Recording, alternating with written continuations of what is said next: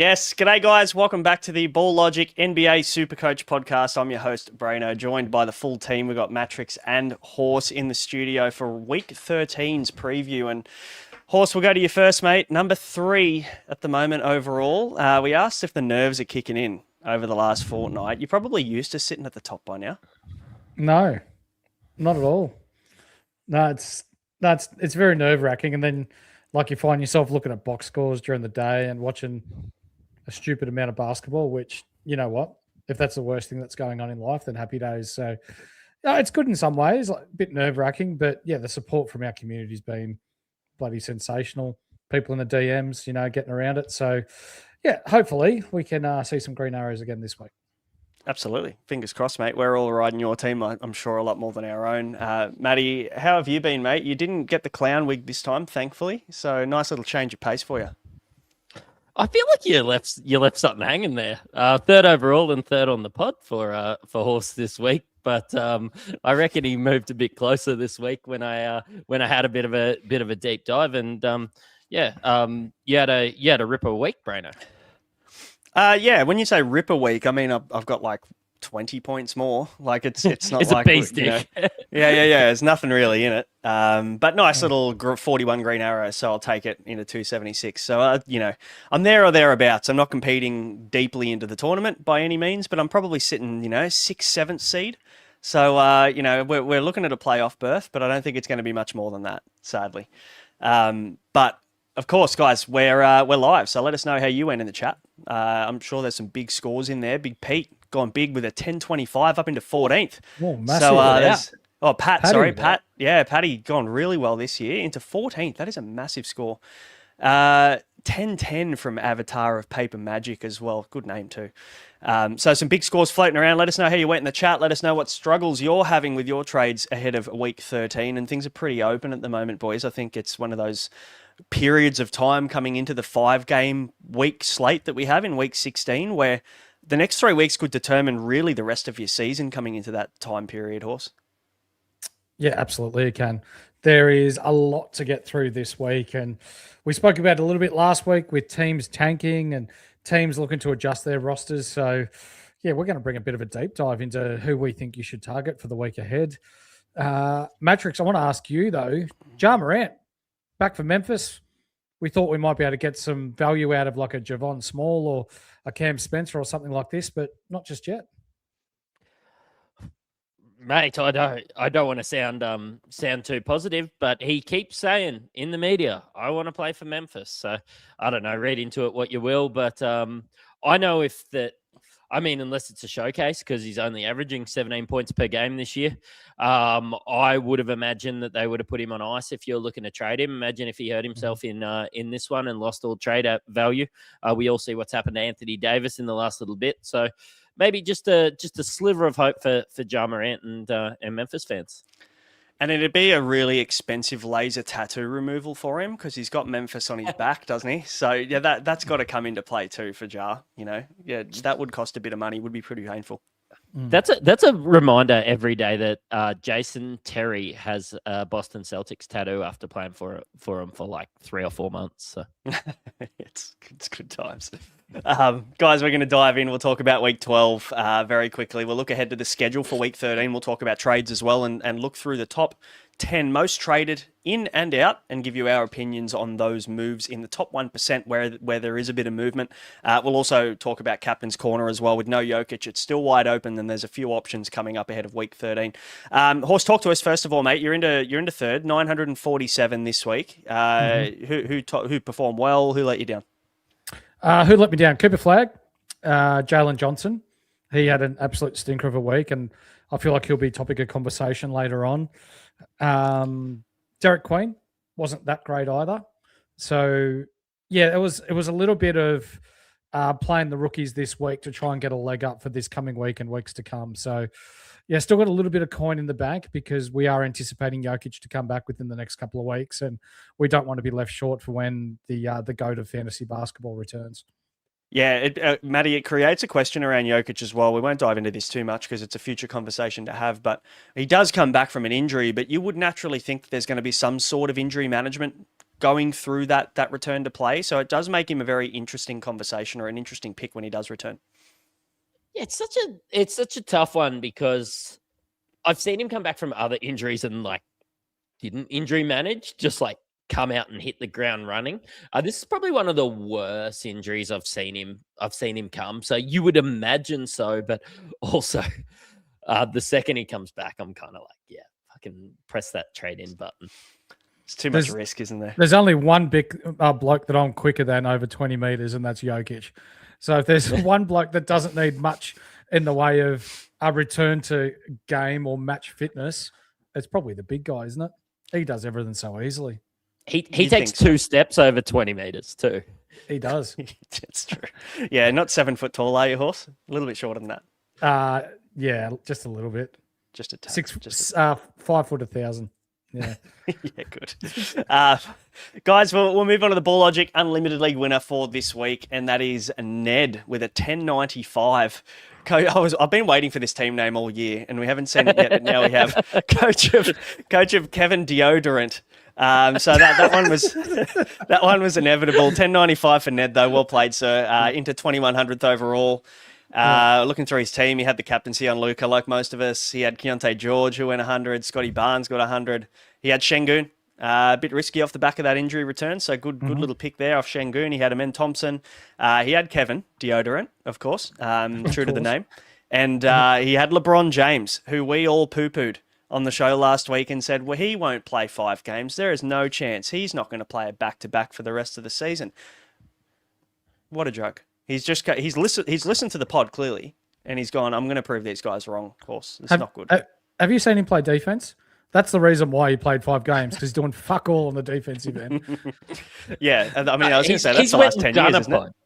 He's went and done a pod with that rather than listen to the pod, because that's sensational. That's like everybody in the world not wanting LeBron and captaining him. Yeah, and we knew this was going to happen as soon as we go, he's not an option. So that's just the way SuperCoach works. But congrats to Ned. Hop in our socials, mate, or flick us an email, wherever you are following us, Facebook, Instagram, X, wherever it is.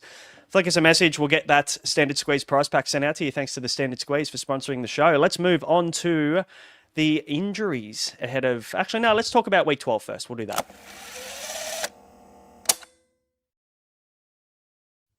We had a whinge about LeBron. We won't go into it too much. 154. He was the best player by 26 points this week. That's what happens when you play 5 games, Matty. So, that's, the big advantage there. Didn't sit any of those as well. And, nice if you jumped on and took the risk. It paid off. I mean, can I interest you in some Miami Heat players? Because we've just even though I've seen so many chats, it's Miami just share around... the points and everything too well for them to be an option. Well, fuck, I would have said the same about LA or it's Luka or no one. And LeBron's come out the gates and absolutely blitzed us. So I might have learned a bit last week. Yeah. And it just reminds us that we need to play the numbers game a lot moving forward. And yes, we took a punt on injury risk and, LeBron being 41 and it didn't pay off for us that didn't go with him. But Luka Doncic, he ended up playing 4 games for 128 and had a pretty quiet one today, Horse. I think he ended up with sub 20. Yeah. He wasn't great today, but still we played the numbers game. That was the reason why he was the number 1 pick for captaincy this week within our Patreon. Yeah, absolutely. Jamal Murray continues to push on with 127. A bit of a quiet game from him today as well. But I think moving forward, Denver's schedule is still pretty nice. We'll talk about the schedule later, Matty, but the schedule for Jamal Murray and the Denver Nuggets, while he's still the guy with Jokic out, it's I'm not going to say must-have, but he's definitely a guy that's got to be on people's radars. Have you watched a Denver game recently? He just does everything. It's just... Get it to him on the inbound and just watch what they're double teaming him. It doesn't fucking matter. The guy's unreal. And don't discount Peyton Watson either. He's been pretty good in that time too. I'm going to go one step further, Brano. I think he's a must roster. Yep. Everything revolves around Jamal Murray at the Denver Nuggets right now. And until Jokic comes back, or even when Jokic is back, they've got that beautiful run of 4 game weeks. Yeah, he'll rest here and there, but everything goes through Jamal Murray. At least for the next couple of weeks until Jokic gets back. So, definitely a guy that we should be looking at coming into the next couple of weeks with Nuggets still have a couple of 4 gamers in a row before things cool down a little bit for them. DeAndre Ayton, 115. He had 5 games this week. Obviously, DeAndre Ayton, when you average 25 and you get 5 games, you score 120. So the math ended up mathing in this respect and ended up being a half-decent pick. So not too bad. Nikola Vucevic, Horse, I want to throw this one to you, mate, because you were very, very close to going with Vooch over Wemby, I think, was it last week? That's all right. Yep. Yeah, and should have, could have, would have, but didn't. Definitely got my eyes on him, though, for when Chicago have got a nice 5-game week next week. But we need to see how Josh Giddey is going to integrate back into that system and the way Chicago run their offense. He was assigned to the Windy City Bulls today, so he'll be back this week. Yeah, it would have been an awesome pod pick. That would have been a pod pick that puts you in first. And maybe it's like that, one of those trust your gut type scenarios moving forward. Trey Murphy, Matrix is one of your guys, 112 for him. Do you continue, or do you see that continuing for Trey Murphy? I know that obviously the Pels come into, I think, 3 game weeks back to back. So their relevance in SuperCoach basically disappears. But Trey Murphy's been a standout. Yeah, and it was kind of one of those, you said earlier with Ayton, a numbers game. He hasn't been sensational, but he's just played a fuck ton of games in the last little bit. And there was lots of, 85s and 87s on 4-game weeks. And this was a really nice week from him. So look, not an option anymore. You've missed the boat. 3 threes in a row. Yeah, it's time to honestly trade him out if you've got him. He's so fun to watch, though, isn't he?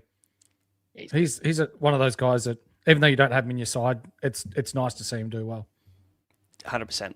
Yeah, big fan. I've got him in a redraft league, and he's doing some good stuff for me at the moment. Alperen Sengun, 110 for him. He was as good as we'd expect him to be. I think people are a little bit maybe standoffish around the injury, and I think he's only been back for about a week and a half. So maybe we were expecting some rests, and he didn't, which is great. For the Rockets moving forward, they've got a really jam-packed schedule, probably for the next 10 weeks, rest of the season, really. I think they've got 1 3-game week, Horse. 9 of the next 10 weeks. Yeah.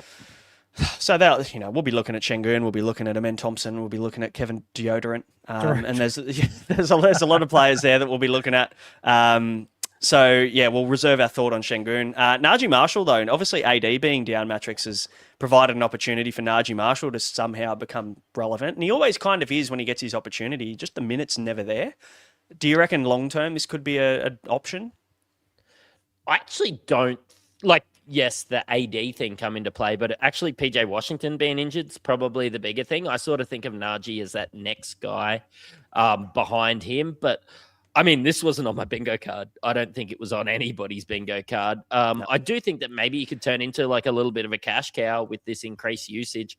I have a small theory that they've been kind of holding PJ Washington out, trying to lose games because it looks a lot worse if you're going to hold Cooper Flagg out. And I mean, PJ Washington I'm a big PJ fan, but he's not America's most exciting NBA player, but he's probably the next best player on this team that isn't injured. And I know you're a big PJ Washington over 8.5 rebounds at $1.90 fan as well. Yeah. That usually looks nice, especially. I love it when you talk dirty to me. Especially when, Gafford's out, AD's out, PJ Washington playing small ball 5. It's a thing of beauty.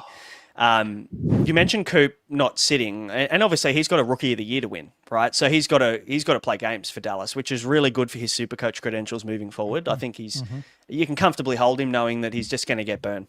So there's no risk of him sitting until he at least passes 65 games, which is, again, at the end of the season, we probably would have traded him out by then, to be fair. But Kevin Deodorant, huge, 104 for him as well. So he, again, becomes an option moving forward into Houston. So after this week coming up, we'll be all jumping on Houston Rockets players. So I'm sure week 14 will just be a Rockets circle jerk, basically, to work out how many of the Rockets we're going to be getting in, and it'll be definitely 3 of them from next week. So there's the top performers from week 12. We had a few of them. I didn't mention Keyonte George. He's been pretty good too, to be fair. I've had him for the last month, and he's been solid. I think he's got a couple more 4-game weeks coming up for Utah. My question mark around him, Horse, is does he sit any more games moving forward with Utah? Probably leaning into the tank. I'm a fan. I'm a massive fan. I actually think he's going to win Most Improved this year in the NBA. Such Like to go from his rookie year where he showed flashes to last year where they replaced him in the starting lineup with Isaiah Collier to now bouncing back and playing borderline all-star type numbers. He's just so fun to watch. Another one like Trey Murphy the third. I hope they don't sit him. And as a non-owner, I hope they don't sit him because he is one of the lone sort of bright sparks, I guess, that Utah have this year. He is, absolutely is. I'm happy to hold him for another couple of weeks. In saying that, though, for anybody looking at Keyonte George and maybe chasing points, he's got a couple of pretty tough matchups this week. He's got the Spurs twice. So I'd probably just have a think about maybe moving on that and delaying that a little bit or looking elsewhere. Let's have a look at the preview for the schedule coming up for the next week. He's heating up. As always, schedule, weekly preview brought to you by Ryan from Astute Newstead. For those of you looking to get into the home loan market, buy a house, whatever it is. You want to put some money in your pocket. I'm sure you want to do that. Everybody does. But if you're looking to buy your first home or move into your next home, Ryan from Astute Newstead has you covered. The link is in the description below. And Ryan does all the heavy lifting, does all the hard yards for you. We've all used Ryan personally ourselves, so we can personally vouch for how great he is. And make sure to hit Ryan up if you're looking for your next home or your first one. Now, of course, Horse, we've gone and redone the schedule in Patreon as well. So all the Patreon subscribers are going to get the updated schedule, like the shorter, easier to look at one rather than the 23-week one. But right. There's a big standout team here, Horse, isn't there? Oh, there is. Houston for me. Absolutely. They've got a 3-game week, but then there's only one 3-game week left for the rest of the season. It's such a phenomenal scheduling for the Houston Rockets that maybe not this week, but leaning into next week and beyond, you have to get a piece of them. But even looking at the next month, I'd say the number one priority for people at home to have in their sides would be Tyrese Maxey. Yeah, Philly have a really nice look. I think they've got, 3-4 games in a row, I think, coming up now. 3 4s and a 5. Oh, that's beautiful. Beautiful stuff. Honestly, and you said Jamal Murray was a must-have. I'm going to call Tyrese Maxey a must-have. And it unfortunately, he doesn't have the shooting guard duel. So he's just a point guard, which does kind of cuck you a little bit if you do have Shea there as well. You got 2 point guards and no flexibility. But at the same time, I think he is going to turn things on over the next month with, and he's not someone who sits games either. So I really like Tyrese Maxey as a play. But Matrix, talking about this week specifically, mate, there's one team that really stands out. Sadly, no real players that stand out from this team, but it's the Miami Heat. And if we can learn anything from counting down, the top 10 like we did, like DeAndre Ayton made the list just by being a player on a 5-game week. This is where I'm going to look to target because live in the moment guy. I'm gonna try win the week. I know I'm looking at, your Norman Powells and your Bam Adebayos, and one of them will have the captain on for this week. Horse, how are you feeling about Miami, mate? There's, I guess, a few kind of coin toss picks really in this team. It is Bam that stands out. Of course, Tyler Hero is just a real kind of flash in the pan type bloke, if he's healthy. And then you've got Norm Powell, who averages the same as Bam. Kel'el Ware, sadly, would have been, and is their total, if this gives you any sort of idea, he is their he's their highest total points player this year, the Miami Heat, Kel'el Ware. And he's back to the bench doing fuck all now. Yeah, Spo has something going on there. Not a fan. Well, he came out and, both of them had their bit to say in the media midweek. Towards the end of the week about, Spoelstra saying that Ware still had a couple of things that he needed to learn, and then Ware's like, what he said, whatever he said, yeah, that's what I've just got to go with. So you can see that they're sort of button heads there. He came out and said that he was stacking some really good games at the start of the season, and now he's stacking the opposite. Stacking them the wrong way. Yeah. Just basically said that he's just been shit.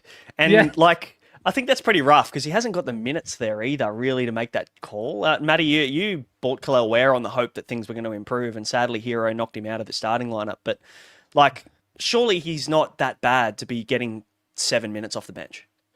Mate, they've been better with Ware in the lineup. I don't know.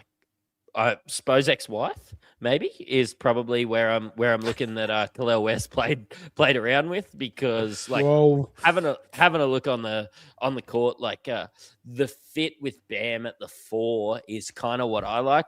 Trust me, I'd love to get a Jovic or something like that, but Bam at power forward is so much better than with Kel'el Ware in there at the center spot. And the guy, like, as a sophomore, like, I feel like he's learnt from his rookie year. And yeah, man, like, Kel'el Ware is the talent for me that should be in the starting lineup. For sure. It's like, Kel'el, where did you go? And he's just gone. There's no relevance. I'm here all week as well, by the way.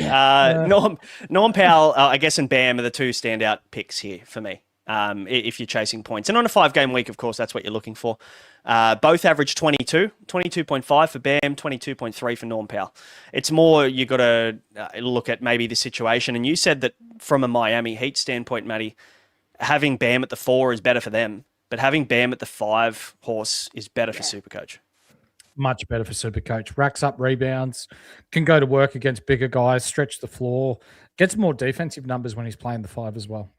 Yeah, those stocks are going to come in handy, I think. And at 13.4 million, he's incredibly reachable from nearly any player, honestly. Like, you can probably just go, you could if you wanted to move on from Flagg, and there is injury kind of concerns around Flagg as well. You could go from Flagg to Bam for like $1 million. So it's a pretty nice play. Who we got next? Teams on a 2. So let's cover that now. Orlando Magic, Portland Trailblazers. You can put them in the bin this week. They're on a 2-game week. Of course, Deni Avdija, he ended up playing the last game. We didn't talk about injuries. We'll bring that back very soon. Good hosting from me. Deni Avdija played the last game of the week this week, which is positive signs moving forward for Portland and for us, because I think he's going to definitely be nearly a must-roster player when they go on their run of games. But it's nice they go into a 2-gamer, and then I think they've got a 3-gamer coming up as well. So it kind of puts a line through. 2, 4, 3, and then into their 4s. Yeah.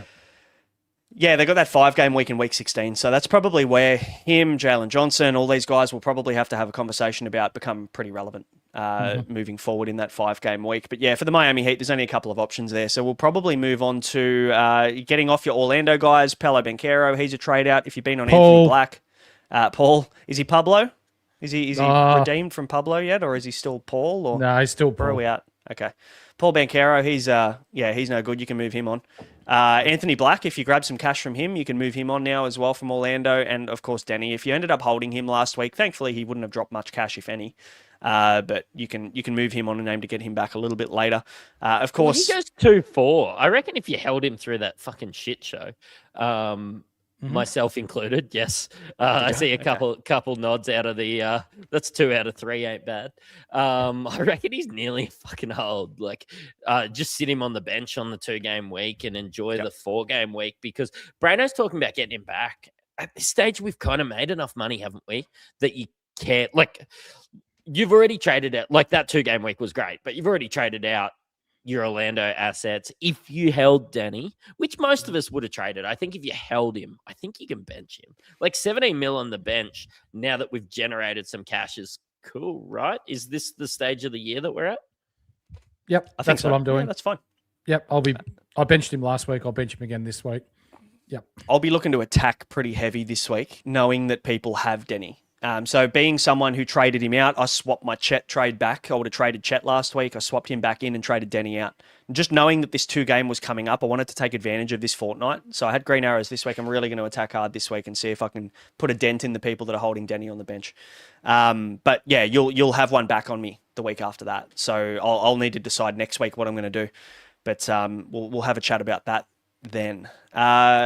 Teams that go on a run, Horse. Before we do that, let's have a chat about the injuries and just do things a little bit backwards, shall we? I've got to play the stinger too.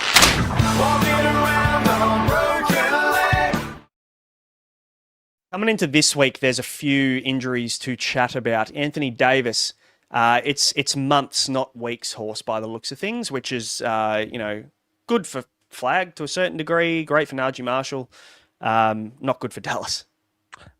I honestly think he's done for the year. Kyrie's done. I am still skeptical to think that he's going to get moved. And if he doesn't get moved, he'll just be shelved for the year. Dallas get a good pick. Then you've got that good pick. And then you've got Flagg. And then you've got Davis. And you've got Kyrie. Then all of a sudden, that team looks really nice to start next year. Yeah. And look, he's been a part of trade rumors as well, Matty, hasn't he? So, there's been word that the Atlanta Hawks are still going pretty hard for Anthony Davis. Obviously, they've made moves in getting CJ McCollum and Kisbet and big contracts, big expiring deals to potentially continue to make moves before the deadline. Do you see him being traded before the deadline? No, are you trading for an injured Anthony Davis? I really hope I'm not. Yeah, exactly. And you're an Atlanta Hawks fan. A week ago, I was trading for the hope of Anthony Davis coming back into form before this injury. But yes, he's avoided surgery, but it'd be like trading for at 33 too, coming back from a plethora of injuries. Yes, if he was playing well and I was heading into a final series, I would trade for Anthony Davis. But right now, if we're talking that Ja doesn't have a market, surely Anthony Davis doesn't have a market. No, I completely agree. I think he'll be there. Yeah, 100%. Who else have we got next on this list? We've got Nikola Jokic, 7 to 10 days. So he's pretty close. I don't think we need to talk too much about him anymore. When he gets back, maybe Jamal Murray takes a little bit of a drop back. And we'll have a chat about getting Jokic back in pretty much immediately. We'll see how that all looks. Austin Reeves, he's about a week away. He spent the last, month on the sidelines, Austin Reeves, hasn't he? So it's been great for Luka. Yeah, really good for Luka. And really good for LeBron too. Obviously, they just take a hit in usage, which is fine. We've seen Austin Reeves be better. And to be fair, we've seen Luka and LeBron. Even LeBron, we did the stats in the preseason, was better with Austin Reeves and Luka than he was without them. So, everyone probably benefits with that 3 being on the court. So Austin Reeves would be good for the Lakers coming back, potentially even good for Luka. But we won't have to worry about Luka for a little bit. The Lakers' schedule isn't exactly amazing anyway. We've also got on this list Keegan Murray. He's about a week away. And then we've got Josh Giddey, Kawhi Leonard, and Trae Young. Now, they're an interesting conversation in itself because I think Josh Giddey coming into a 5-game week next week. And for everybody who isn't aware, of course, the game that got postponed, I think it was due to... Between Miami? Yeah, Miami and Chicago has been moved to week 14. That's right. Because the floor was on they've got the ice rink or whatever it is underneath. And because of the condensation and that... Yeah, it was seeping through the floors. So there you go. So that game has been rescheduled to week 14, which means that Miami Heat go from a 3 to a 4-game week, and the Chicago Bulls go from a 4 to a 5-game week. So we've got the Miami Heat coming into a 5 into a 4. So they got 9 games in the next 2 weeks. That's going to be a really heavy schedule for them, which is why I think it's probably worth trying to target one of these guys in Bam, Norm, whoever it be. And then, we'll be having a conversation around Josh Giddey potentially next week if he does return. Sure. Is there anybody else for Chicago, Matty, that you really like for that 5-gamer next week? Not really. Just the way that Kobe White and Trey Jones and these other, I'm going to say role players, alternate their nights. I just really don't like that. And you could probably say the same about Miami, but we're talking 9 games in 2 weeks when it comes to Miami as well. You're only talking 8 with Chicago, but I think Giddey and maybe Vooch could be must-have next week, and one of them will be your captain. I know that I sort of penciled in, and I don't want to give away all my plans for the person that's 1563. I'm coming for you, but I always planned on going Scotty Barnes back to Josh Giddey because that's the way that the schedule allowed. And I figured at that point they would both be the same price. So that's still probably my plan. Completely sideways, Josh Giddey, Scotty Barnes. It doesn't matter if I've got him in flex, point guard, small forward. I can alternate him in and just play the schedule with guys that are worth the same amount of money and honestly have about the same amount of upside. I see Scotty Barnes as into the 4th highest scorer in SuperCoach at the moment. That wasn't on my bingo card at the start of the year either as a big Scotty fan. No, I'm actually really surprised. You mean 4th total points? Yeah, total points. Average. Yeah. Total points. Yeah, 5th. But to be fair, the 4 players ahead of him are Jokic, SGA, Maxey, and Johnson. So he's up there. He's doing some good stuff, and he's coming off 100 last week. Toronto, have one more decent week before you can flip him. So they have one more decent week, and then they go on a plethora of threes. I think it's 1, 2, 3, 4, 5 threes in a row. So he can go in the bin after that. But 2 Josh Giddey. Yeah, Yeah, love that. That's a good play. And then let's have a Kawhi Leonard conversation because he's been sent home from the recent road trip horse that they're on, saying that he's got a knee clean out or a knee issue that he's got to get sorted. Knee contusion. He got an AWE. He got an AWE. So he's going to miss the next 2 games at least. Okay. The Clippers on a 4-gamer this week as well. He was the standout for them. Like James Harden's cooled off a little bit. Kawhi's just taken over. The bloke's scoring 35, 40 points a night. So that's a shame. That's kind of brought his heater to a very quick halt. No one really in Clippers land for me. And Trae Young, there's not really any relevance out of the Wizards for the for SuperCoach anyway. When he comes back, I think we're just talking about guys like Bub Carrington. I don't know who else. Trey Johnson. These guys are just kind of a little bit less relevant. Do you see Trey coming back, Matty, at all, or do you reckon he just sits out? I said on our fantasy show that I think that he will come back in almost like an exhibition style, sell where some jerseys. They'll let him cook. They'll sell some jerseys, but kind of towards the end of the year when it looks like a win or a loss won't matter either way because Trae Young is good enough to win you some games. And obviously that's what Washington are betting on. They threw up cap space for him. So that's a big deal. But I don't see him having any relevance for SuperCoach because if he plays one game, I think that you'll see rest the next game and then you'll see them make up an injury after that to make sure that Washington get a good pick. And I think that they would have spoken to Trey before he came along and Trey's like, yeah, I'll just chill this year. Yep. Take your cash and just relax. I've got something to throw out here, though. Mm-hmm. There's a bloke that burned people at the start of the year from the Washington Wizards who has all of a sudden got a bump in usage, and it's Keyonte George. Mm-hmm.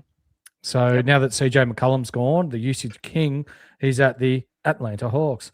It's now allowing some of these kids to, have a bit more of a crack with the ball in their hands. And, he's sort of dropped a bit in price because of the usage that wasn't going through him. Maybe wait another week and see if it's for real. And if it is, it could be a nice little cheap target for us. Yeah, I like it. I'll just quickly bring up Washington's schedule. They're going to 3, but they've got 3 games of 4s coming up in the next 3 weeks after week 13. So, really nice little run there of 3 games from week 14 to 16 there. I like it. Let's have a chat about those teams that go back on a run, Matty. The Brooklyn Nets 4-4-3-5 over the next month. Of course, Brooklyn are pretty hard to go near, really, from a SuperCoach perspective, just because of the tank, but. Nick Claxton has probably been the standout there. Day'Ron Sharpe, if you need someone that's a little bit cheaper. You're leaning into these kind of young guys, hoping that they have a bit of a breakout. Michael Porter Jr.'s got to be a bee's dick away from just sitting the rest of the year or being traded, surely.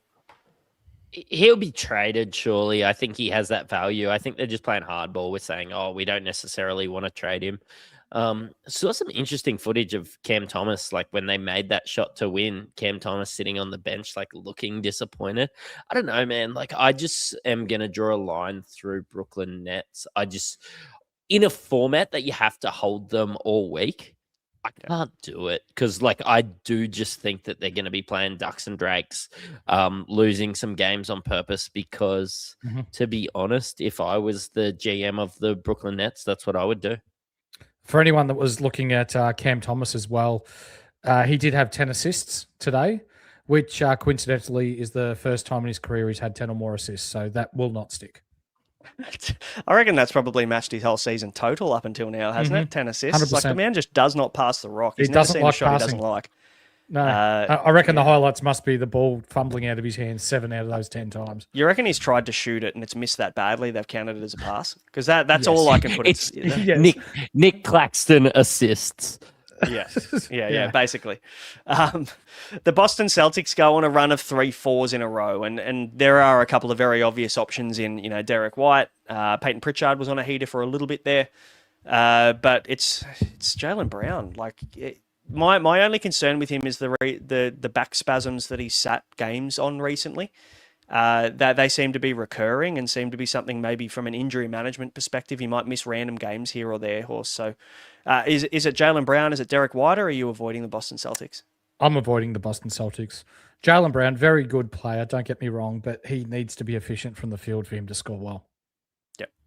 Yeah, he had that shocker where he scored 4 points or something the other week because he missed so many. I think he shot 4 from 17 in that game and missed a fair few from the line. So, a bit of a tricky pick. And there's a lot of upside there in Jaylen Brown. He can put up 45 points in a game, but he can also put up 4. So, he had 81 last week on a 4-game week. He missed a game and then had an absolute stinker, and he had 2 pretty good games. So, yeah, that's what you're going to get. Yeah, fair call. Denver 4-4-3-5 matrix. Obviously, the next couple of weeks being more relevant than the others. Jamal Murray, you said he's nearly a must-have. Is there anybody else at Denver? Peyton Watson doing anything for you? Yeah, I mean, like he's given me a bit of movement, but I don't know if when it comes to SuperCoach, I can really rely on him. He does have that game, and then it seems to drop out. It is Jamal Murray for me. I think we've all got the money to get him. I currently don't have him. I've been a bee's dick away from getting him and Maxey a pile of times, and that's probably why I'm 1500th. But just always seem to have other fires to put out. But Jamal's impressed me in the last little bit. Like you watch him play, everything goes through him. When Peyton Watson or somebody like that does get a shot, it seems to be because they're like doubling Jamal and those things. I'm not interested in any of their cheapies, which I thought I would have been with your Dayrons and some of these other guys. And Najis. I'm just drawing a line through them. It's just Jamal or bust. And I think that he's a guy that you can play once Jokic comes back. He was scoring well. He was still a 16 mil player or a late 15 mil player when he's there. He's probably going to come back and be a 17.5 mil player when Jokic plays, which, like, if I lose a mil at that point in the year, I don't care if the schedule's good. That week 15 to 18 is awkward. They've got that round. They've got a 5-game week in 16, which I think another 15 teams have a 5-game week that week. So like there's definitely other options out there. But either side of that, they've got 3-game weeks from 15 to 18. So he is a guy potentially that from week 15 you could probably just get off and target something a little bit more favourable. But at the same time, he definitely a hold if you have other fires to put out. The Houston Rockets, horse you mentioned earlier, they're the team, aren't they? After this week, it's a million 4-game weeks in a row. I think they have 1 3-game week for the rest of the season. Who are the standouts here that you're looking at for Houston? Oh mate, if DeAndre Ayton can score 115 in 5 games, then Dorian Finney-Smith's going for 300. Steven Adams is gonna go fucking 200 plus. No, there's 3 clear picks here, and it's Durant, it's Şengün, and it's Amen Thompson. Anyone left field matrix you like from Houston, or is it those 3? Yeah, it's those 3. I've actually already got 2 of them. Just stacking up for the future. But Şengün's definitely the next guy. I'm a bit disappointed in myself. I wanted him, and then I was like scared of the injury. Turns out I just kept Deni Avdija instead. So glad I was scared of Alperen Şengün's injury. I just got hit the nuts by another one. Yep, that's all right. I'm sure that they'll eventually disappear and you'll come home with a wet sail. Miami, we've talked about already. Yeah. We won't talk about Miami again. We've already talked about them. They've got the 5-gamer into the 4 this week. Philly, though, 4-4-4-5. Tyrese Maxey's the obvious one. How can we trust Joel Embiid? No. I kind of want to now that I heard that. I mean, I just like 1500. Take a swing. You never know. Yeah, he's so polarizing, and he's played so well in the last little bit. And he doesn't seem to I know they said that he's not really sitting back to backs. He seems to miss 4 games and then be back for 3 or whatever. He's nearly getting to the point where I will take a punt. Yeah, no back to backs for Joel Embiid, and that's pretty obvious. He played a couple back to backs in the last couple of weeks. I think he's played a full schedule last week. Was it last week or this week? I can't remember which one. Last week, I think it was, yeah. I do want to throw up, though, if you bring in Embiid with that center only eligibility, then that would mean that you'd have to fade one of Jokic or Wemby after that. It's true. Which no one's going to be fading Jokic, which means you're fading Wemby. It just doesn't make sense. I think the 3 standout centers are Jokic, Giannis, Wemby. There's no real point in looking past that to any of these other guys. Of course, Şengün's going to maybe... Şengün got power forward eligibility? He does. I think he does. Yes, he does. So that makes things really nice moving forward, because that allows you also... Giannis has got the power forward, so you can just go Giannis and... what's Milwaukee's schedule look like? You've got... they've got a couple of threes coming up after this, but then they go 5-4-4-4 from 16 to 19. So that's if Giannis is still there too. That's, well, God knows what's happening there. But Utah are the last team that we're looking at here, mate. They've got 4-4-3-4. Now, Keyonte George, of course, is probably the standout. For anyone looking at Lauri Markkanen, I'd tread very, very carefully. I think the appeal is there, because we know when he's there, he's the guy, he's the high usage guy, but he is not playing anywhere near 4 games any of these weeks, and I think he's probably a month away from being shut down completely. Yep. Surely he can find his way onto, like, if you are Golden State and you're like interested in Michael Porter Jr., who's been playing great. Like, I was listening to some podcasts and they were just like on about Lauri Markkanen, like looking at his numbers, making the All-Star game. Like a lower guy on the list. He's been great when he's played. Like, surely he can find himself onto one of these teams. Like, what would it cost Boston to get a Lauri Markkanen? Or what would it cost a Golden State to get a Lauri Markkanen? Like, surely he's on the move, right? Quinton Post. Yeah. What, straight swap, you reckon? Straight swap. That's a bit of a disrespect. Throw in a second. Yeah. That's disrespect to Quinton Post, you're right. Yeah, exactly. Or the second round pick. Yeah. Lauri Markkanen's great.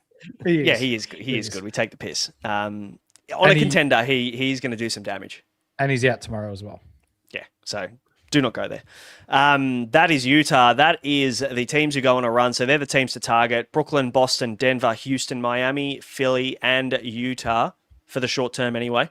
We've got a full write-up as well I did this morning on the schedule over the next month. So leading into this really heavy Week 16 5-game week schedule, we're looking at the next 3 weeks and how you can kind of manipulate your trades and target certain players from teams that have a really nice run over that. So you can join the Patreon, links in the description below. You can get that as well as all of our buy, hold, sell and everything else as well. And for anybody who isn't aware, we have a 4 a.m.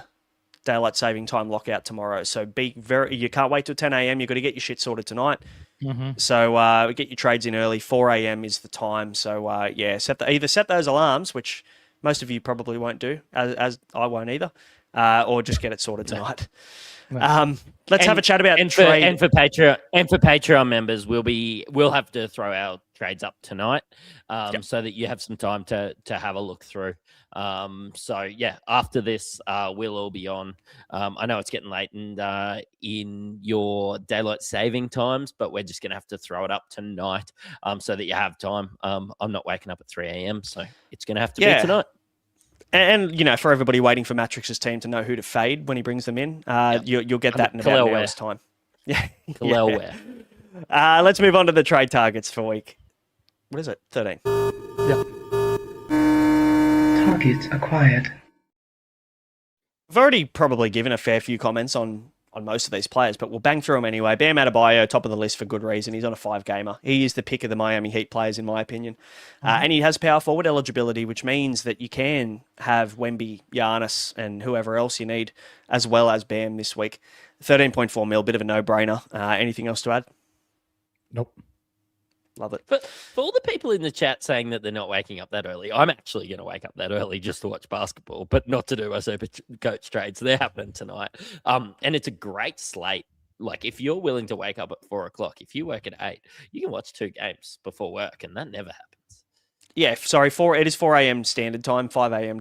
daylight saving. So a little bit of extra time here if you're on the East Coast, but get it done anyway. And as you mentioned, it is a rolling lockout.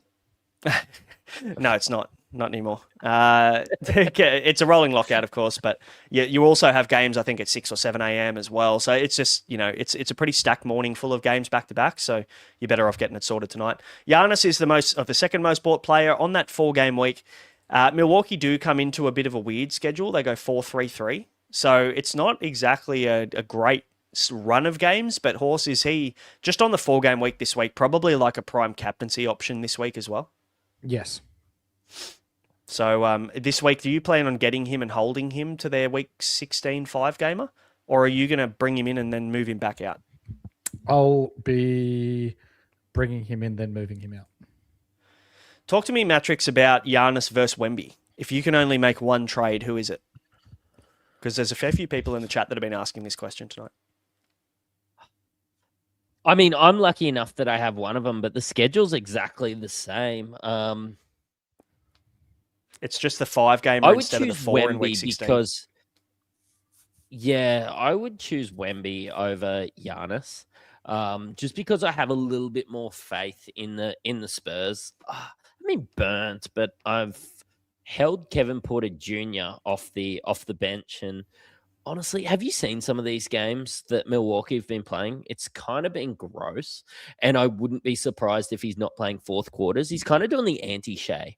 So you know how at the start of the year, Shea was sitting fourth quarters because they were up by 20? Giannis is going to have to start sitting fourth quarters because they're down by 20. So Yeah, it's a good point. Spurs are competing. Milwaukee probably aren't. So that could be a deciding factor.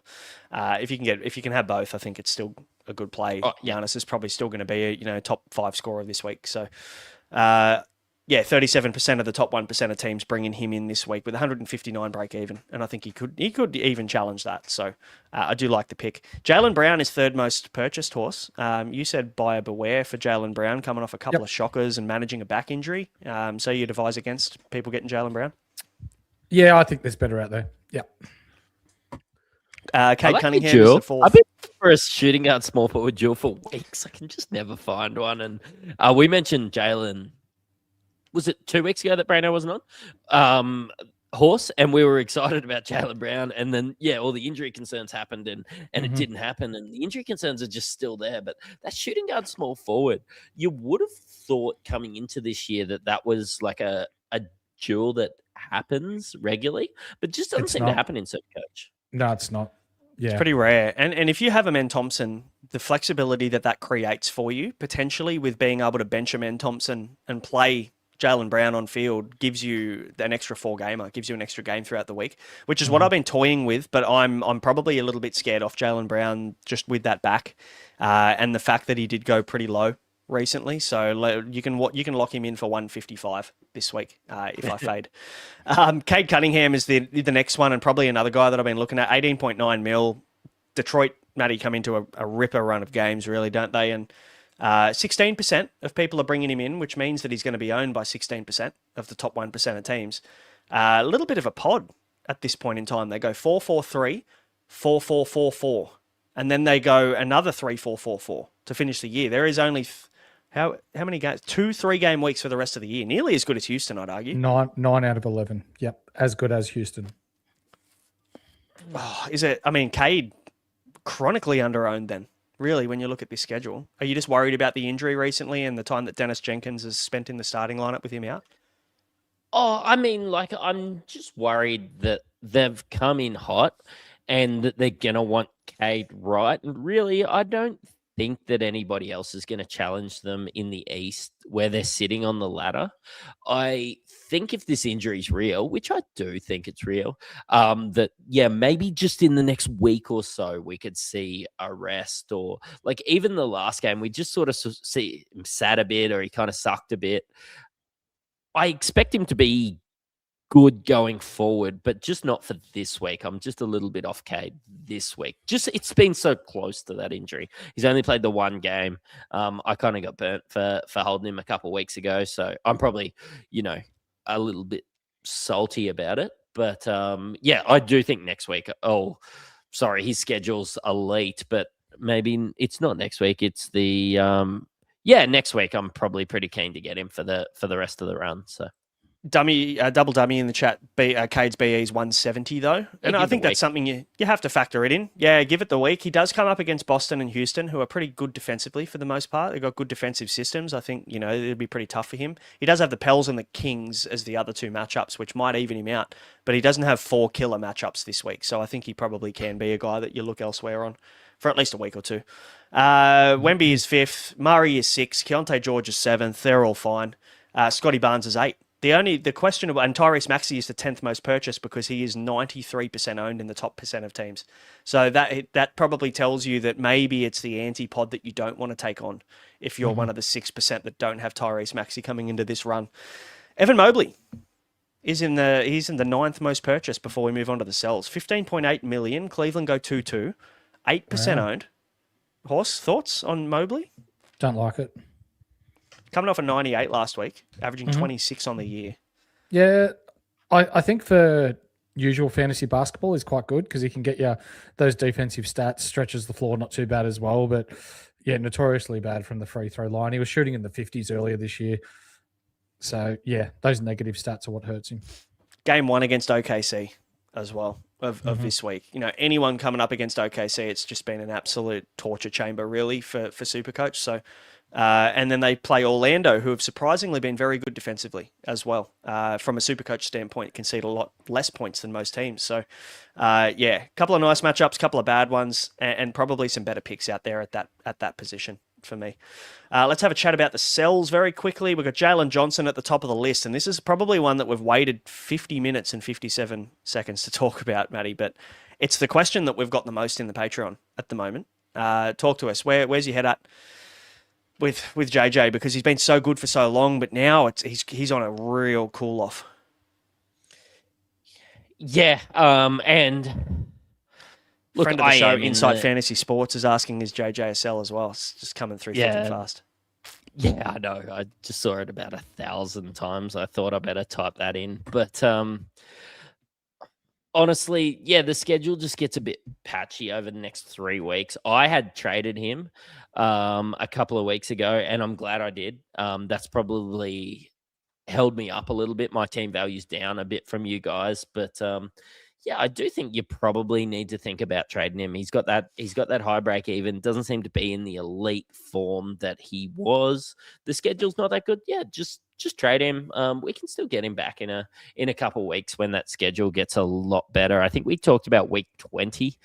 He goes 4-4-3-4. Yeah, I don't think you're going to miss him in the next little period. And if you really want to captain him in week 16, that's the week that everybody's on that 5-game week. Yeah, you can bring him back on a 1-week play. We do have those unlimited trades that we've spoke about all year. Yeah. Anything to add, Horse, on JJ? I'm still considering holding. I think there's, with CJ McCollum taking a large chunk of usage, I definitely didn't see it coming, but I think we've seen a big enough sample size to know that CJ McCollum doesn't work with the Atlanta Hawks and that it's going, hopefully, to go back to BAU. So he's one that I'm still toying with holding. I'm very cautious on holding. I mean, look, for the next month, you could probably hold. But I think from week 17, you need to move him on. They go 3-2-3 through that period. Mm-hmm. So short term, sure, you can get away with holding, but long term, I think he's a sell as soon as they get through their 5-game week in week 16. Yep. Me myself, I'm a Kispert guy, so I'm going to be bringing him in instead of him. So Kispert. Yeah, you may as well just buy Vic Krejci, for fuck's sake. Like, Kispert, kidding me. I tell you what, Kispert took all of Vic Krejci's minutes. That's the worst thing. Yeah, I know. He was so good off the bench. Anyway, he was on a heater. Derek Queen is number 2 on this list as the most, because Pelicans go 3-3-3. So there's no relevance to hold any of these Pels guys anymore moving forward, sadly, for the short term. Amen Thompson. People are selling Amen Thompson. I'm hoping that they're probably planning on getting him back. People seeing the 3-game week, Horse, and panicking a little bit. I think so. Yep. Definitely a hold, in my opinion. Yes. Luka is a sell, just due to the cash point, trying to get another gun in, so that's fine. I'm assuming people are doing Luka to Giannis, or however they're doing that through Jules. Deni Avdija, people are selling Deni as well on the 2-game week this week. You guys have talked about holding a little bit at the start of the show. We won't double over that because we've talked about that at the start. So for anybody wanting to, or if you didn't hear it or missed it or tuned in late, then go back and have a look. Cooper Flagg. He is the 6th most sold player at the moment on a 4-game week. Cause for concern, Matty, for Cooper Flagg, or are we holding strong? I mean, the usage has gone up, and we're going to see some growth there. But 4-3-3 followed by a bunch of 4s. I think it's how your team's structured, and if you're okay to just sit him on your bench, then yeah, I'm cool to hold Cooper. But if you have to play him, I'm a bit concerned, not this week, but probably more next week. Has he kind of topped out? Yeah, maybe. I think that he might reach to be a 14 mil player. Break even of 83 on a 4-game week. Yeah, he'll probably get that and raise a little bit. But yeah, I don't think you're missing much if you go a week early. But I do think a couple of threes in a row, if you have to play him, he's probably a trade out. Yeah. Yeah, definitely if you have to play him and you don't have the structure to be able to sit him, for sure. I completely agree with that. Maxim Reynaud, of course, Sabonis is back, so it's probably coming to the end of his tenure. You might get away with holding him for another week if you've got bigger problems. But yeah, it's for the most part, we've made our 5 mil out of Reynaud. He's been great, and you can probably comfortably moving on know that Sabonis is back. Kawhi Leonard, of course, is injured as well, so that's fine. And people are moving on Anthony Edwards' horse. He goes 3. He's on a 3-gamer this week, but then Minnesota go 4-4-4 after that. Would you urge people to hold Ant, or are you happy to move on? I would be moving. I did move, last week, knowing that we know that we spoke about it last week about the questionable tag over and over again with that foot issue. If you got rid of him, awesome. If you've still got him, even on a 3-game week, he can pop off. We saw him against Wemby go for 51 points in a game. He was unreal. And with that nice schedule coming up, he's only a sell if you've got bigger fires to put out. People are going to be buying him next week. So if you can get one ahead, I'd advise it, especially if you've got other bigger fish to fry too, right? If he's your only ticket cash-wise to get the gun that you want this week, completely fine with me. If he's the only way you can get Maxey, no dramas at all. But I think if you can find other ways, then I'd be holding Ant, knowing that run of games is coming up. Ben in the chat very quickly, boys, Bulls are on a 4-game week next week. No, they're not. They're on a 5-gamer because of the game that got rescheduled because of the condensation on the court. Yeah, so week 14, they're on a 5-gamer. They just haven't added that into the app just yet because it's a rescheduled game. So yeah, target the Bulls next week. Let's move into Captain's Corner. Are you ready, kids? Aye, Captain! All right, who is it? Who is it, Matrix? Who are we targeting? Because it's, again, wide open. We all know that I'm a risk taker. And it's going to be a Miami Heat player for me. Whether it be Norm Powell, whether it be Bam Adebayo, it will be one of these guys in the next coming. Let's just play the numbers game because we just saw DeAndre Ayton make the top 5 for Insight Fantasy Sports. That was the realization I needed to make sure that I captained a Miami Heat player. So it'll be one of those guys. I'm looking at his matchups, horse. He's got Golden State game 1, which, yeah, he should be fine with that. Then he goes Kings, Portland, Utah, Phoenix. It's a pretty bloody good week of matchups. Yeah, isn't it? Looks really juicy. Going by Matrix's reasoning for who he's going to captain, Simone Fontecchio. That's right. Up Italia. Get around him. No. Legit like Pele Larson. Honestly looking at him. I guess you joke, but I do joke. I've podcasted with you long enough to know that maybe every 5 sentences you'll say something serious, and that was only your 3rd. So you're not due for something serious for at least 2 more sentences. So just bear with us. Yeah. Okay, so the options, I guess, the standout options for me are it's Giannis. Cade's a bit risky. I don't love the Cade pick this week. It's Giannis, it's Wemby, it's Maxey. I mean, if you want to go left field, you can go Donovan Mitchell, you can go Jamal Murray. They're probably the 2. I don't love captaining a guard though. It just worries me that there's upside, sure, but Luka, the best guard, relies on his rebounds and his assists, right? He still misses a lot of shots and turns the ball over heaps. For me, I'm looking at Giannis or Wemby more so than the guards, horse. Where's your head at with captaincy? Yeah, it's tough. I still haven't made up my mind yet, but I don't know. I can't say confidently who I'm going to go here yet. I'll have Cunningham, I'll have Maxey, I'll have Giannis, I'll have Wemby, I'll have all the aforementioned players that we've spoken about with captains. So, yeah. I think I'm going to take the upside on Wemby, just looking at his matchups this week. They play Utah twice, Houston and the Pelicans. Houston will be tricky. But again, Şengün isn't exactly a powerhouse defensively. And Wemby's a bit of an alien, so I don't think it matters what his matchup is. But then you're asking Derek Queen to match up against Wemby. And then Utah are just a basket case for the most part. Like, no one, Yusuf Nurkic is not doing anything to put a dent in Wemby. He's missed every game. It's Kyle Filipowski. Oh, there you go. So, for me, I think Wemby's the most obvious option. People haven't changed their trades from last week or their captaincy from last week by the looks of things. But I think for me, it's Wemby. Matrix, are we up to fourth or fifth sentence? What do we got coming? I did the captain's article. I just haven't uploaded it. I noticed when I went to look it up. And I did still just mention SGA, but I hate Cade's matchups, but I kind of like Jamal's matchups this week as well. If you are risk averse with that guard, but yeah, you're right. It's probably, if you go on a 4-game weeker, it's Wemby. But I'm not taking the piss when I'm saying I'm probably just going to take a 5-game weeker. So who have the Nuggets have the Lakers, who don't play any defense. They've got Washington, they've got Milwaukee, who are probably borderline tanking, and then they've got Memphis. Like, that is actually really nice. Yeah, it's Jamal's matchups.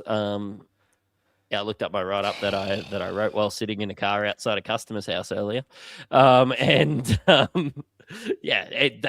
thought I was looking through their window. I was just waiting for my 4:00 appointment and writing this article. But I do like the matchups. Like, the matchups for Jamal, far exceed Maxey's. If you go on a guard, it's Jamal. Yeah, I agree with that. I think if you go on a big, it's Wemby. Giannis's matchups, he plays Atlanta. I mean, any team scores 150 against Atlanta, so that's fine. They'll probably knock us off, but he's got OKC and Denver and Dallas. It's a bit of the middle of the road matchup for Giannis this week, so I think that's where captains lie. If you want to play the numbers game, Bam's probably the shout. Otherwise, you're looking at the top dog guns and Jamal Murray as a guard for week 13. I think it's going to be a moving week for a lot of people.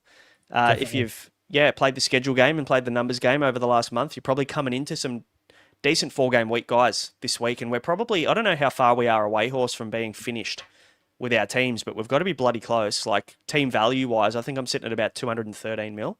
So, yep, I'm about the same. The one on my lowest price player that I've got on court this week is it'll be Cooper Flagg, 12.5 mil. Yeah, I'm the same. And I think we could probably genuinely have a conversation soon about nothing. And, we're coming into that period of time where we need to maximize money on court. Like, you ideally want to have 10 guns on court. So, at the moment, I've got Rain out at nearly 9 mil. Ace Bailey's starting to make me some money, so I hold him. But there's a couple of guys I could just nuff off. And, but I think we're going to have that conversation by week, probably after the 5-game rounds. Or even before then, so we can target the guns on the 5-game rounds. Yeah. Maybe week 15 is going to be the week where we nuff in prep for that. Definitely. So, guys, that'll wrap us up. Bit over an hour, but there's your trade targets. There's your teams run on the schedule. If you want to become a Patreon subscriber, the link is in the description.